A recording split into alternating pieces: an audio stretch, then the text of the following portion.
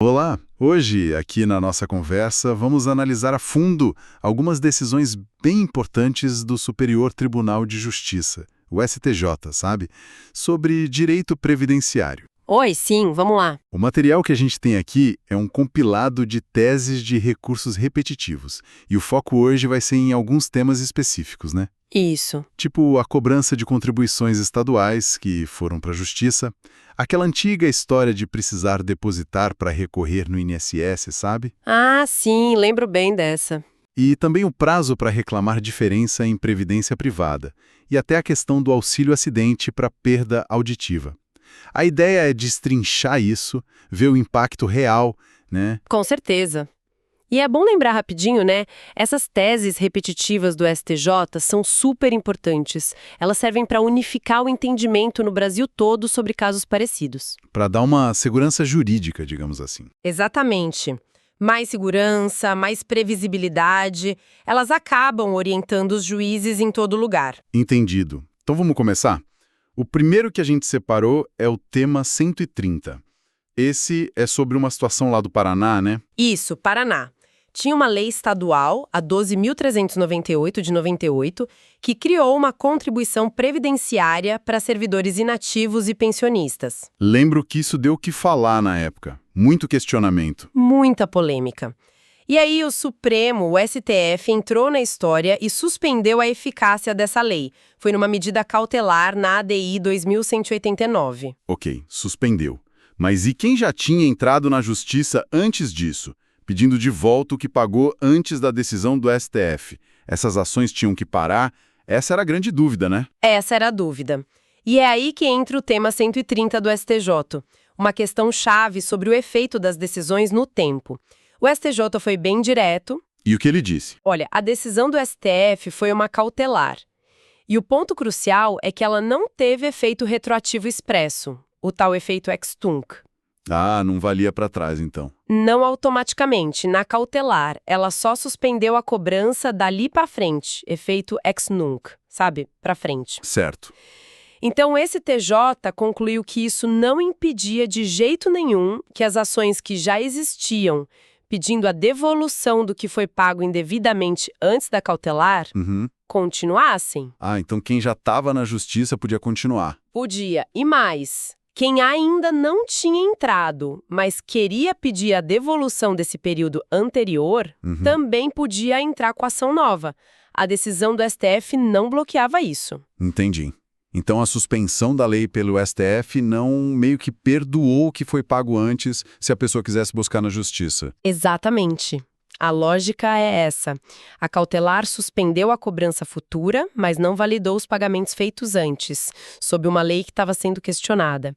O STJ, assim, protegeu o direito de buscar essa restituição. Faz sentido. Protege quem já estava correndo atrás ou quem ainda queria correr, dentro do prazo, claro. Isso mostra que uma decisão cautelar sem efeito retroativo claro não apagou o passado para quem se sentiu prejudicado. Legal. Agora vamos mudar de assunto, mas ainda falando de acesso à justiça de certa forma, o tema 866. Ah, isso é clássico. Pois é, aquela exigência de depósito prévio para poder recorrer administrativamente no INSS. Isso sempre me pareceu, assim, uma barreira enorme, né?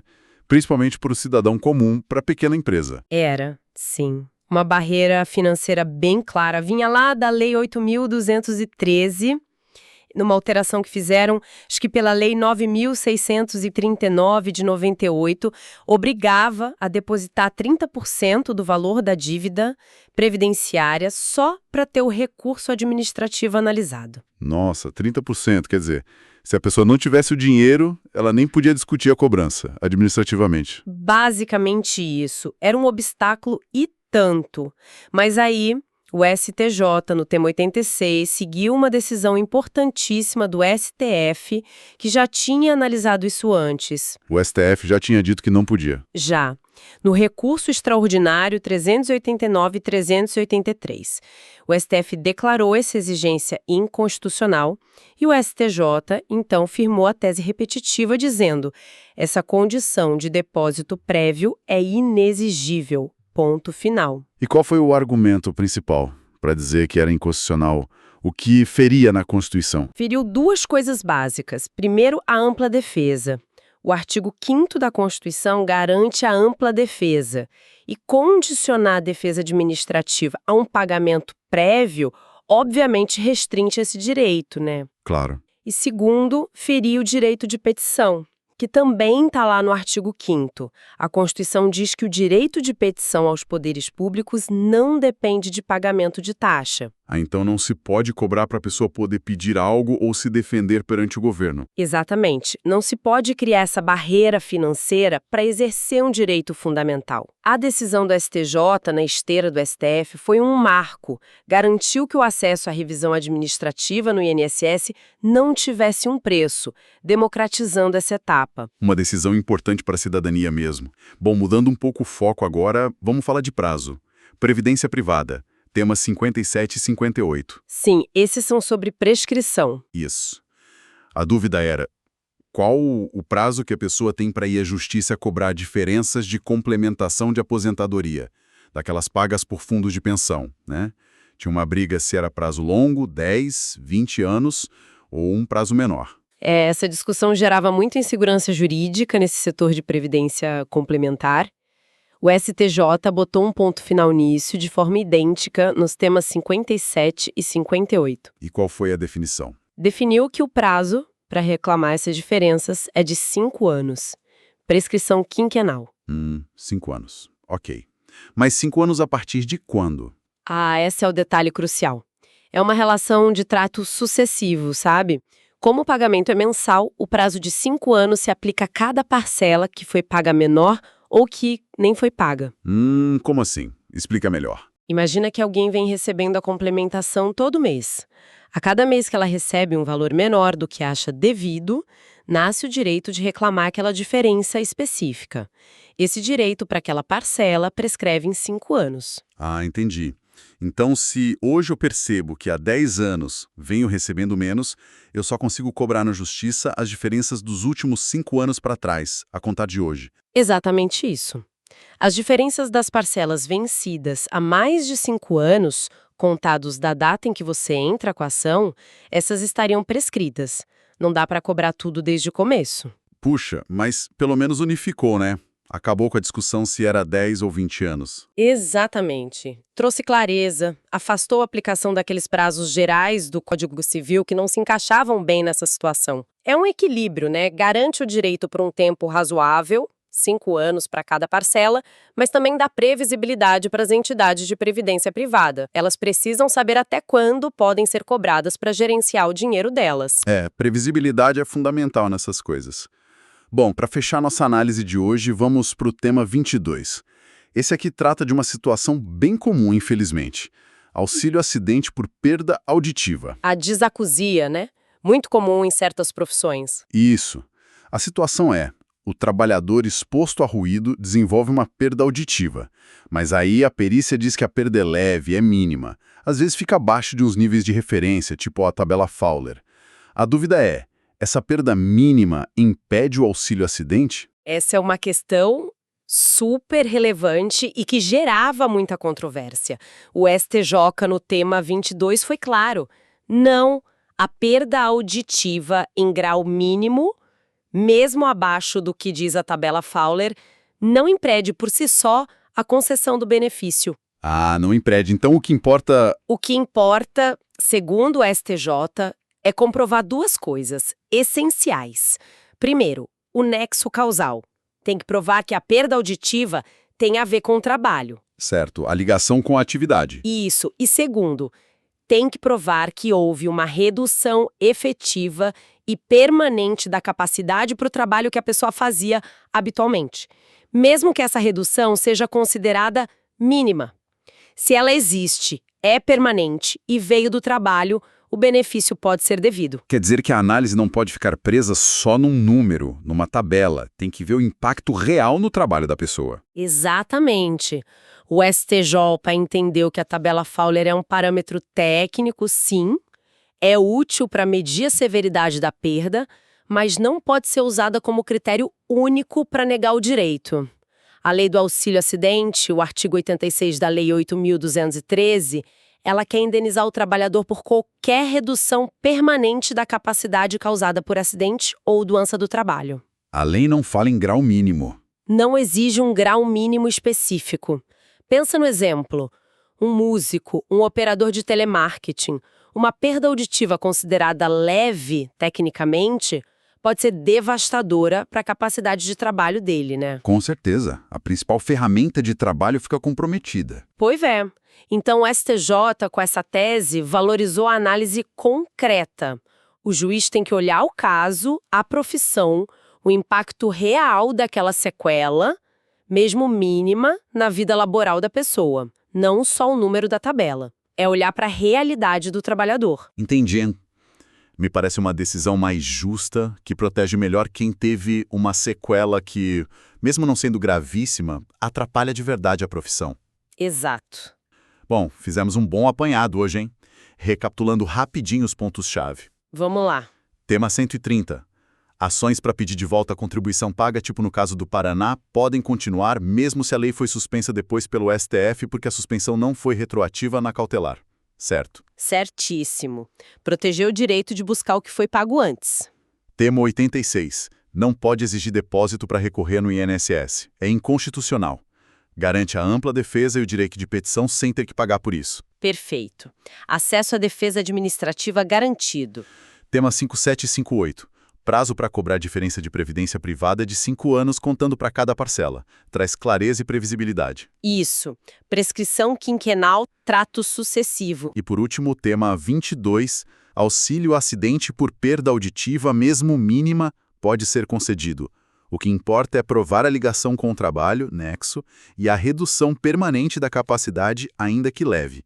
A análise tem que ser concreta. Exato. A realidade do trabalhador em primeiro lugar, não só a tabela. Fica muito claro como essas decisões do STJ vão moldando, ajustando a aplicação do direito previdenciário no dia a dia, né? Exatamente. E essa análise de temas tão diferentes, falamos de efeitos de decisão do Supremo, de acesso à administração, de prazos, de requisitos para benefícios, que nos leva a uma reflexão final, né? Qual seria? O cenário legal, especialmente o previdenciário, é muito dinâmico, muito complexo. Está sempre mudando.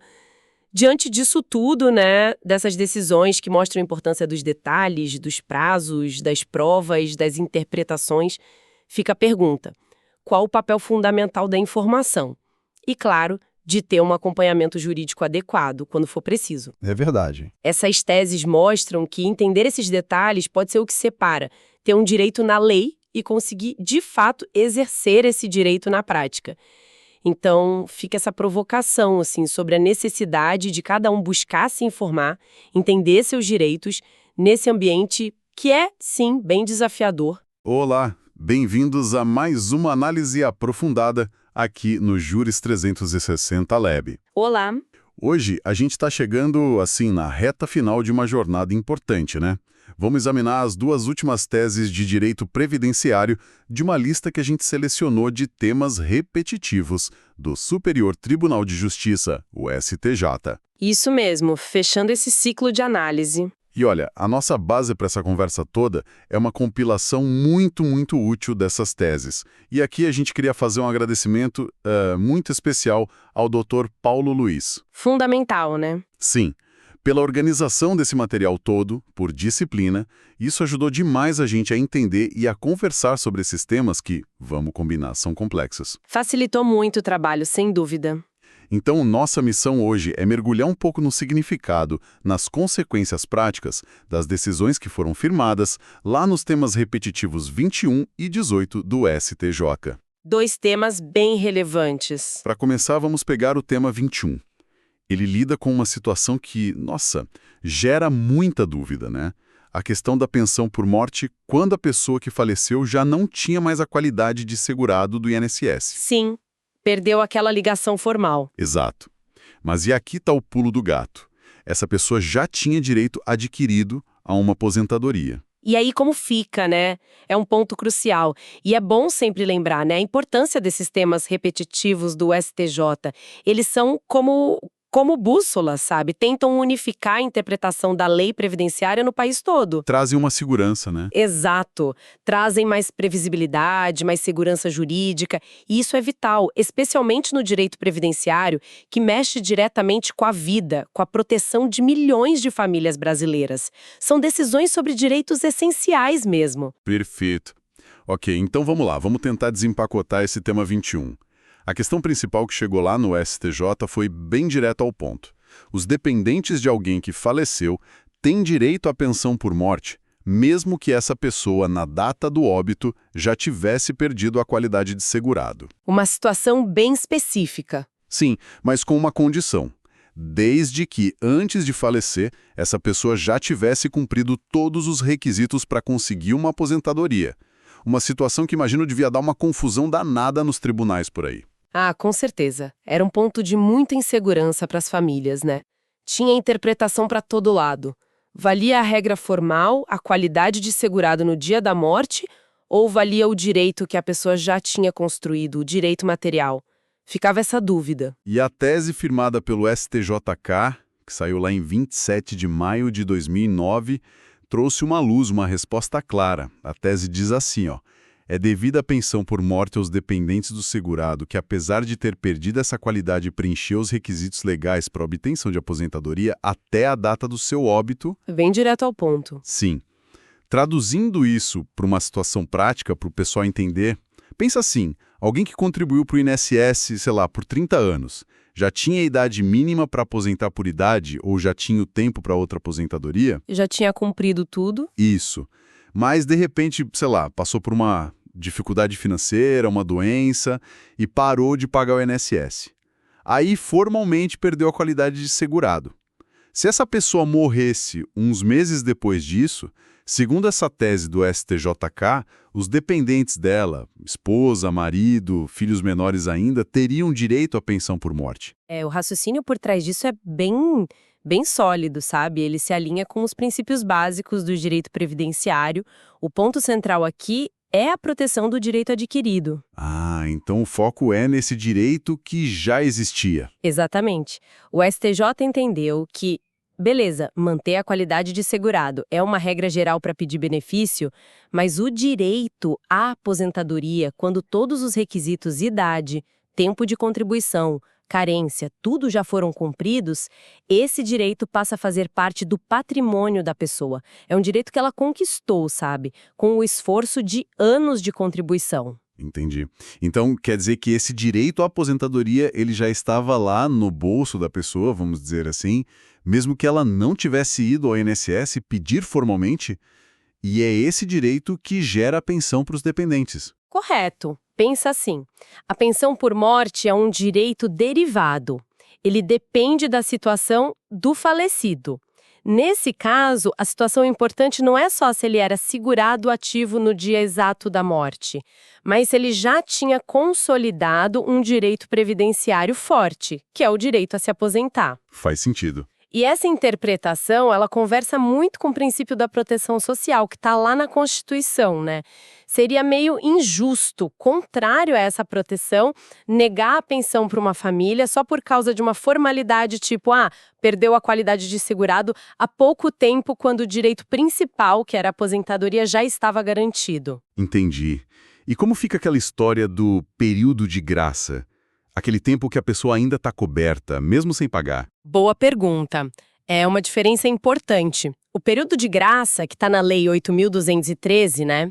Ele permite que a pessoa continue segurada por um tempo depois que para de contribuir. Pode ser 12 meses, 24, até 36, dependendo do caso. Certo. Se a pessoa morre dentro desse período de graça, beleza. A qualidade de segurado está mantida, a pensão é devida por isso. Agora, o tema 2.1, ele vai além. Ele garante a pensão mesmo que a morte aconteça depois que o período de graça acabou. Ah, mesmo depois. Sim, desde que, e esse é o ponto-chave, antes de perder a qualidade de segurado, ou seja, antes mesmo do período de graça começar, ou durante ele, a pessoa já tivesse todos os requisitos para aposentadoria. É como se o direito adquirido à aposentadoria sobrevivesse à perda da qualidade de segurado, só para fins de gerar a pensão para os dependentes. Nossa, isso amplia bastante a proteção, né? Mas assim, alguém podia argumentar que perder a qualidade de segurado é o marco formal, tá na lei, é o objetivo. Como o STJ pesou isso contra o direito adquirido? Qual teve mais peso? Essa é a discussão jurídica central, né? O STJ, nesse julgamento, fez uma ponderação de valores, colocou na balança. De um lado, a formalidade. Tem que ter qualidade de segurado. Do outro lado, o direito material. Mas ele já podia se aposentar. E também a finalidade social da Previdência, que é amparar a família. E o que pesou mais? O tribunal entendeu que o direito adquirido, por ser fruto de anos de trabalho, de contribuição, por cumprir as regras para a aposentadoria, tinha um peso maior naquele contexto. Negar a pensão seria jogar fora todo esse histórico, deixar a família sem nada por uma formalidade que ali não refletia mais o direito que a pessoa já tinha. Foi uma interpretação mais voltada para o objetivo da lei, para o fim social dela. É aqui que fica realmente interessante pensar no impacto prático disso. Essa tese protege muitas famílias que poderiam ficar numa situação super vulnerável. Exatamente. Pensa no impacto real.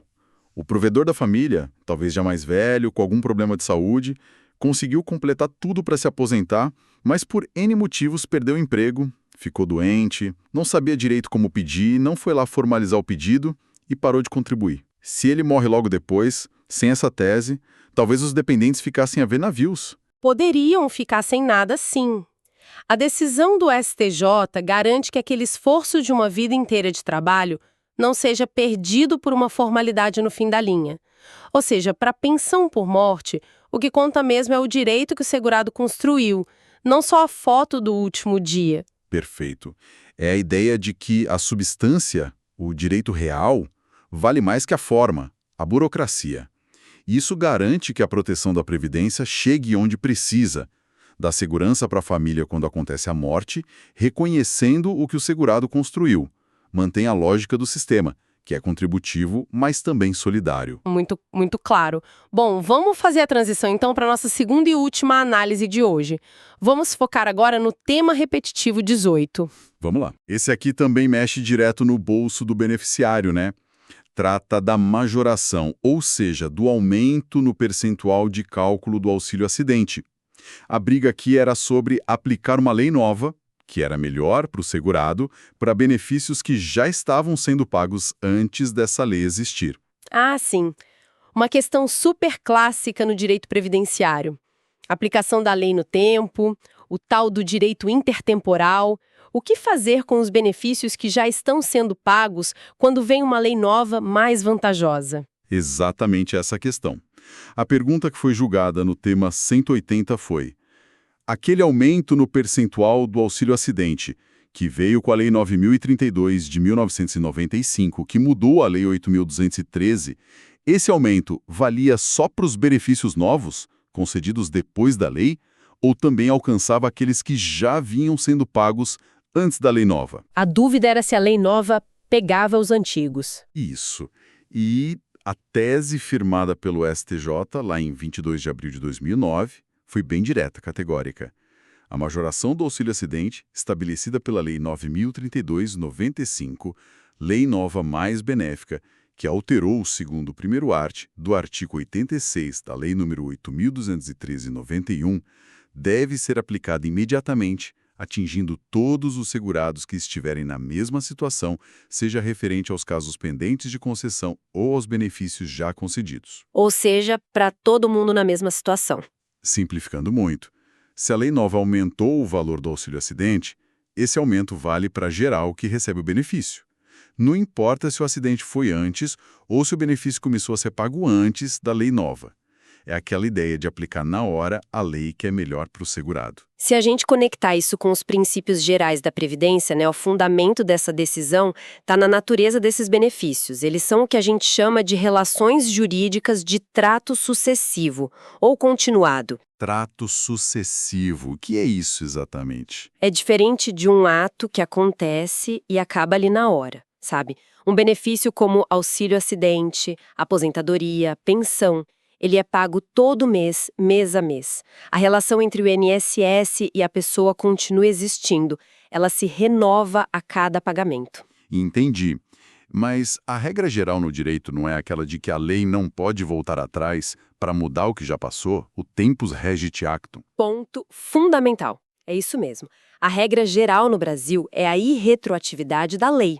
O tempo rege o ato, ou seja, a lei que vale é a do dia em que o ato aconteceu. No caso da Previdência, geralmente a data em que a pessoa cumpriu os requisitos ou a data do acidente, por exemplo. Certo. Só que tanto o STJ quanto o Supremo Tribunal Federal, em várias decisões, construíram um entendimento um pouco diferente para a matéria previdenciária, principalmente quando a lei nova é melhor para o segurado e mexe no cálculo, no valor do benefício. Ah, tem uma exceção aí.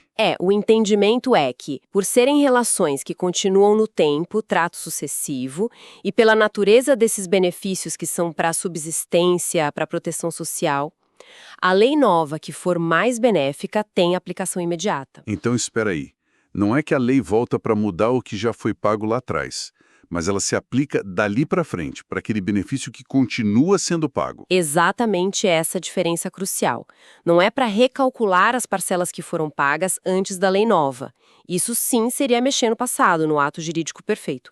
A aplicação imediata significa que, a partir do dia em que a lei nova, mais benéfica, começou a valer, as parcelas futuras do benefício que já estava sendo pago devem ser calculadas pela regra nova, mais vantajosa. Entendi. E isso é muito importante para benefícios longos, como o auxílio acidente, que é para compensar uma redução permanente da capacidade de trabalho. Permitir que esses benefícios sejam atualizados por leis melhores ajuda a manter o valor deles mais justo, mais adequado socialmente ao longo do tempo. Cumpre melhor o objetivo da Previdência, entende? Faz todo sentido.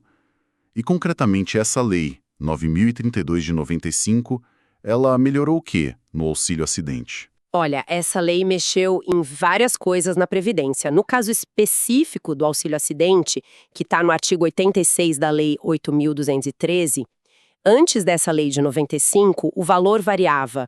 Podia ser 30%, 40% ou 60% do salário de benefício. Dependia da gravidade da sequela. Ah, tinha faixas diferentes. Isso. A Lei 9.032 veio e unificou. Passou a ser 50% do salário de benefício para qualquer sequela que diminuísse a capacidade de trabalho. Além disso, mudou a base de cálculo e permitiu acumular com a aposentadoria, mas isso depois mudou de novo, enfim. O ponto central do tema 18 foi essa mudança para 50%. A dúvida era se quem recebia tipo 30% ou 40% pela lei antiga passaria a receber 50% depois da lei nova? Exatamente. E o STJ disse que sim, passaria a receber os 50% a partir da vigência da lei nova. Entendi. Então, na prática, o que tudo isso significa? Para as pessoas que já recebiam auxílio acidente antes de 95, essa decisão do STJ representou um aumento real no valor do benefício todo mês dali para frente. Um impacto direto no bolso. Totalmente. Mostra como uma decisão de um tribunal superior pode ter esse efeito positivo, né? Aplicando o princípio da norma mais benéfica de um jeito bem concreto. A mensagem do tema 108, então, é mais ou menos assim. Apareceu lei nova no INSS, que é melhor e mexe no cálculo de um benefício que continua sendo pago. Vale na hora, inclusive para quem já está recebendo. Correto. Mostra uma visão mais dinâmica da lei previdenciária, né? Buscando garantir que a proteção social não fique defasada e que as melhorias cheguem para quem já depende daquele benefício. Claro, sempre respeitando. A aplicação não é só para as parcelas futuras, a partir da lei nova. É um equilíbrio, sabe? Entre a segurança do ato que concedeu o benefício lá atrás e a necessidade de ajustar e melhorar a proteção social ao longo do tempo. Excelente. Acho que conseguimos cobrir bem essas duas últimas teses da nossa lista. Vamos só fazer aquela recapitulação rápida para amarrar as ideias? Ótimo. No tema 21, o STJ bateu o martelo. Pensão por morte é devida para os dependentes, mesmo se o falecido perdeu a qualidade de segurado, desde que ele já pudesse se aposentar antes de morrer. Palavra-chave aqui, proteção ao direito adquirido. Isso, o direito que já existia. Já no tema 18, a decisão foi clara. O aumento do auxílio-acidente, que veio com a Lei 9.032 de 95, vale imediatamente para todo mundo que recebe, mesmo os benefícios antigos. Princípio aqui, aplicação imediata da norma previdenciária mais benéfica. Exatamente. Duas faces da proteção social. E isso me leva a pensar numa coisa. Opa! Isso levanta uma questão importante para a gente pensar no final, né? As duas teses, apesar de tratarem de coisas diferentes, uma é sobre como nasce o direito à pensão, tema 21, a outra é sobre como calcular um benefício que já existe, tema 18, elas têm algo em comum. O que, por exemplo? Elas mostram uma interpretação da lei previdenciária muito focada em buscar a maior proteção social possível. Nos dois casos, parece que a finalidade de proteger as pessoas, que é a alma da Previdência, pesou mais do que uma aplicação super formal, super restritiva da lei. Verdade. Seja valorizando o direito adquirido sobre a formalidade, seja aplicando logo a lei melhor. Exato. E aí fica a provocação para quem está nos ouvindo. Em que outras áreas do direito previdenciário, talvez em novas reformas que venham por aí, na interpretação de novos requisitos para benefícios, ou mesmo na análise da incapacidade, essa tensão entre a letra fria da lei e a necessidade de garantir uma proteção social justa, eficaz, continua aparecendo. Uma pergunta difícil. E como é que os tribunais e nós, como sociedade, devemos lidar com essa balança para garantir que a Previdência cumpra mesmo seu papel fundamental? É um debate que não acaba, né? É sobre o coração da Seguridade Social. Uma excelente reflexão para a gente fechar nossa análise. Com isso, então, a gente conclui essa exploração detalhada aqui no Juris 360 Lab. Foi uma ótima conversa. Queremos reiterar nosso muito obrigado ao Dr. Paulo Luiz pela curadoria, pela organização excelente das teses que a gente discutiu não só hoje, mas ao longo dessa série. Foi um material valiosíssimo. Ajudou demais. E, claro, agradecemos imensamente a quem acompanhou a gente nessa análise. Se este conteúdo foi útil, foi interessante, considere se inscrever aqui no canal Juris 360 Lab e deixar aquele like. É importante pra gente. Exatamente. Seu apoio é fundamental para a gente seguir produzindo essas discussões mais a fundo. Muito obrigado pela companhia e até a próxima. Até a próxima.